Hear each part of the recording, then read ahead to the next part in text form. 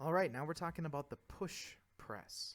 The push press. Now, the cool thing about the push press is this is a great way to add some weight to your overhead pressing ability. Sometimes people with their military presses, they lag behind, which you still should be doing.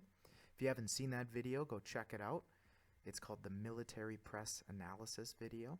This one's the push press. We get to use a little bit more of our body. We're using our legs to help us accelerate the bar overhead, and then we're going to finish it overhead just like we would on a military press. But again, we're using our legs. So, something to keep in mind, this and the military press, their rack position is much different than the front squat. So the front squat position, we're trying to create a 90-degree angle at the shoulder and the elbow, which that's bigger than 90 degrees, but you get what I'm saying.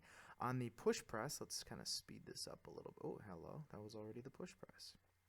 You can see in this position, my elbows are actually in the shot. They're more acute, right? My elbows are pointed down. If we were talking about a clock, this would be, my elbows would be more so at like a 4 o'clock position rather than a 3 o'clock position where we would have in the front squat. Now, some people even will do like a 5 o'clock position where their elbows are almost directly straight down. I'm not a big fan of that because what happens is the bar will tend to roll towards the back of your fingers, and we're trying to avoid that. In our hand, let me draw you a picture. So let's say this is the palm of our hand and these are our fingers. Okay, we'll look at this bear claw. Now, a lot of people, especially CrossFitters, they'll end up putting the bar kind of in their fingers or at the base of their fingers. What we're trying to do is we're trying to get that bar almost behind the knuckles of our hand and almost all the way back into the pad of our thumb. Okay, that way, when we press and lock it out overhead, we have the most stability overhead that we possibly can. Okay, so push press. Same upper back position as in the front squat. We're nice and extended. We're trying to keep a nice neutral position in our entire back. When we dip, I'm going to be, for the most part, just bending in my knees. My feet are going to stay flat as much as possible. My hips don't move at all. Just like in a front squat, the initial 1/3 of the squat is all bending in your knees. That way, we can recruit our quadriceps as much as possible, our leg pushing muscles. And that way, when we push against the ground, that'll help us create that speed on the bar so that we can finish with our pressing mechanics. So let's watch this. I dip, drive, punch. And again, like I was saying, my hips don't really go anywhere, right, in relation to where they started. It's all in my legs. I bend in my knees. I drive through the floor, pushing as hard through the ground as I can while keeping my upper back extended, accelerating the bar overhead. Again, even in the top position, my hips are pretty much in the same spot, right?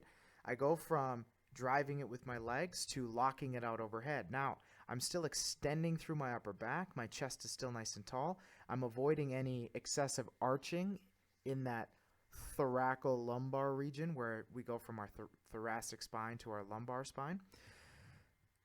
A lot of people, just like in the front squat, they tend to really arch here to try to get their body in a certain position. We're trying to avoid that at all costs. We want to put all of the stability and support right here in our upper and mid back, because that way our shoulder blades can hold on to it. My arms are locked out, and you can see overhead. Let's lower this a little bit. You can see where that bar is in my hand. It's as close to my wrists as possible, right? Avoiding it, trying to keep it away from my fingertips as much as possible, because the further towards our fingertips that bar goes, the more pressure is going to be put up against our wrist, and our wrist is very weak compared to a 200-pound bar, right? So I'm driving through the floor, I'm finishing this press up and then back. Now, one last thing to think about. A lot of people, when they drive it off of their chest, boop, right there. What I'm thinking about is pushing the bar straight up, then behind my head, right? Now, a lot of people, what they'll try to do is shoot it straight back, and that causes that arching to happen in their back. Now, I did this push press where I'm throwing my head out of the way. For some people, this is a way to go. I try to avoid this as much as possible. And what I try to do is I try to keep my gaze forward to the best of my ability. Now, you certainly have to move your chin out of the way so you don't bash yourself in the jaw, which I've done plenty of times. But I'm trying to get my head back under as much as possible, trying not to overextend my neck, okay? Some people are really good about taking their chin and pushing it straight back, creating that space. I've had kind of a mixed feelings about this. The reason being I got that square jaw.